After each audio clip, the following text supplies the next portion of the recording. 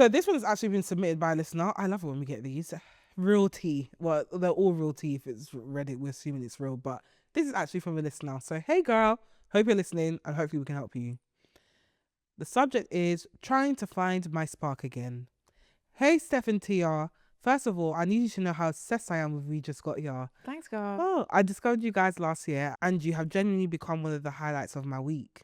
Aw. Thank you, baby. You're both so hilarious, like actual laugh out loud, pause the episode, rewind it again, funny. The way you tell stories, read the internet for filth, and still manage to be warm, honest, and relatable at the same time is unmatched. Listening to you feels like sitting with friends who just get it. And on weeks where adulthood feels especially hard, your podcast is the one thing I know will lift my mood. Oh, thanks, Papa. Look at that. Blushing. Onto my dilemma. In brackets, please be gentle. How do we have a bad rep? We never said that we'll be wholesome advice. We just said we'll give you advice. Also, sometimes we're tired. Sorry. I'm in my early 30s and I've recently come out of a long toxic relationship that completely destroyed my confidence. I'm sorry, Bob. My ex constantly commented on my weight, my looks, and my clothes. He would make jokes about what I wore, tell me certain things weren't flattering on my body, and compare me to the women he cheated on me with. Women who looked nothing like me. He's a witch. Over time, I stopped dressing for joy and started dressing tied. Oversized everything, dark colours, nothing fitted, nothing fun, just clothes that made me invisible. I mean, I can relate to the oversized everything. You know, like a bit of a dark colour. Now that I'm single, I feel like I don't know who I am anymore, especially when it comes to my style. I'll see outfits on Pinterest or Instagram and think, I love that, but then immediately hear his voice in my head telling me it wouldn't suit me or that I would look stupid trying. Shopping gives me anxiety. Getting dressed feels like a chore, not something exciting. I'm in my 30s, but I feel like I've lost my spark. Like I missed the era where you experiment and figure out yourself. I want to feel confident again. I want to enjoy clothes. I want to walk into a room and feel like me, not someone shrinking themselves to avoid comments. But I don't know where to start when I've spent so long dressing out of fear and shame. So my question is, how do you rebuild your confidence after being with someone who constantly tore you down? How do you rediscover your personal style in your 30s when you feel like you've been hiding for most of your adult life? And how do you silence that inner voice that isn't even yours, it's his? I look forward to hearing your advice. Love you both so much. From a girl trying to find herself again. Cutie. Burn his voice to the ground in your head. Burn it. You have to, with confidence, especially like self-confidence, especially coming out of something like that, I always say it's really important to kind of look at the things, focus on the things, especially for the first couple of months, or the things that you love about yourself and how you can enhance that. With Pinterest, it can be a bit overwhelming because there's so many pictures, so many images, so much inspo coming at you at once. I would say try and look for like maybe people who you do like their style, like maybe it's on Instagram, Pinterest or TikTok, etc., who maybe a similar build to you, similar size to you, and get info from them and like how to kind of style your clothes. How I would style my clothes will be different from the way Tia styles her clothes because we've got different body types, etc., both different sizes, different heights, etc. So it's important to know how you can style things for yourself. But in terms of finding your style, girl, that's down to you. What do you like? What do you see on people that's really nice, and how can you make that work for yourself? Also, I'd say be brave as well. Like if you see a piece, and you do this a lot, but and I've started to do it. If you see a piece that you like, buy it. Yeah. Buy it. And even if you're like, oh, I don't know, before that voice even comes into your head to be like, oh, I don't know what, I'd make it that. Buy the thing. Buy it.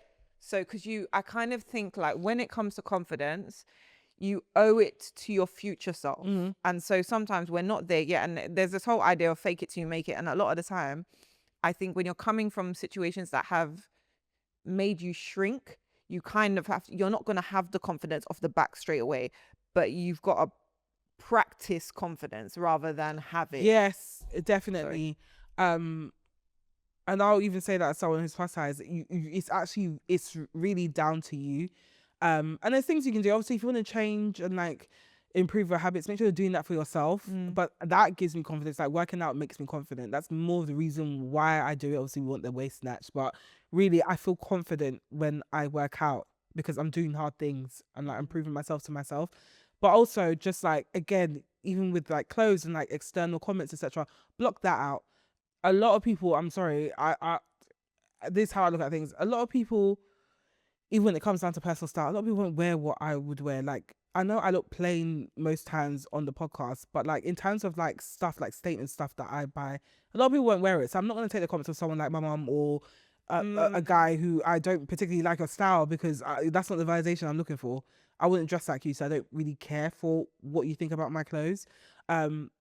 And yeah, I would just say really work on focusing on the things that you love about yourself, whether it's your hair, etc. What makes you feel confident? Is it doing your nails? I know doing my nails makes me feel confident, so I make sure that they stay done, because it makes me feel, how I say, I feel more confident facing people or like entering rooms, etc. Because my nails are done. Like my hair, like I'm sure people see my hair change drastically over the last, probably since the podcast started. But another thing is my hair is like my form of self-expression. You can usually tell where I'm at in life or what day I've had by the state of my hair. But I know that, no, seriously, by the state of my hair, because I see it. because last week I was rumpled and you could see it on the camera. But it's just like those small things, like if there's a hairstyle that you've always wanted to try it before you can even talk yourself out of it. You have to be very impulsive. Yes. This period of your life, you have to be very impulsive. If there's something that you like, get it. Even if you're on a budget, vintage is a great way to like try new pieces for a cheaper price. So even if it doesn't look good, it's £5 or £10. It's not that bad. That's probably less than a McDonald's meal or slightly more, whatever. But like, yeah, I would say like focus on that on Pinterest. Make folders. So maybe it's like evening looks, day looks, etc., casual looks. If you already have pieces in your wardrobe, like a black trouser or like maybe even like grey jogging bottoms or whatever, look for styles. One thing you can do is search like grey jogging bottom outfit on Pinterest. It'll come up with a whole load of like outfit combos. You pick out the ones that you like. Okay, cool. What do I have in my wardrobe already? I have the grey joggers. I have a white tan top. I have a shirt that's similar to this. Try it on. Do try on days at home as well. Like I used to do that all the time when I was younger. I've started doing it again now just so I can see how pieces look together.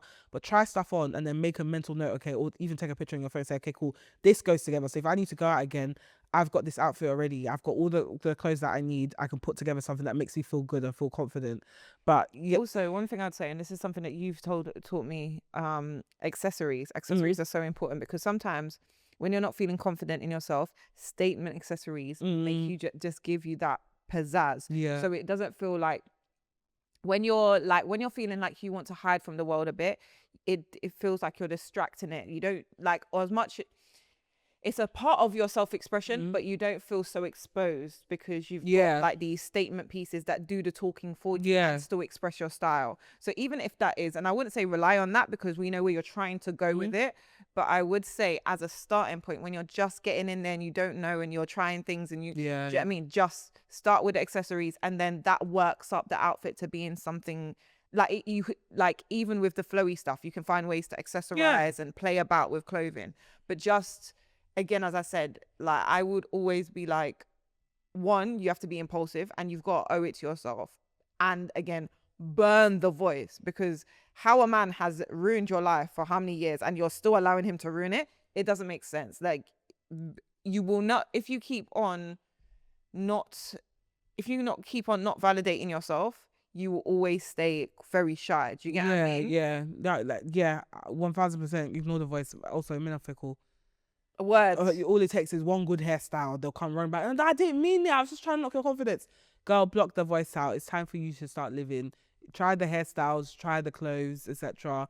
Don't worry about what other people think. If you are confident and happy in yourself and you're happy with how you look, trust me, it will radiate. Like when I wear clothes that I genuinely like, even my statement pieces, I don't even have to open my mouth. Someone's already said, oh, I love your jacket, or oh, I love your rings, or it's just the small things. So yeah, I would say start with Pinterest, start small, organize your boards as well, casual, evening, whatever. Vintage, utilize that to try new pieces at a cheaper rate so you're not taking a loss. And also just like, again, if you see stuff that you like and it's like within your budget, buy it before you can even give yourself a chance to speak yourself out of it. And then just experiment with the clothes that you have as well. Again, use Pinterest as a reference, but also put together pieces that you already have in your wardrobe. Take a note of it so you now know you've got at least 4 or 5 outfits that you can wear when you feel shit, but you still need to show up, and you put it on and you feel great. So, and again, key thing I'd say to take away from that is again, you might not feel like it now, but you have to start making decisions that future you, and we've always said this from that future you would be grateful for.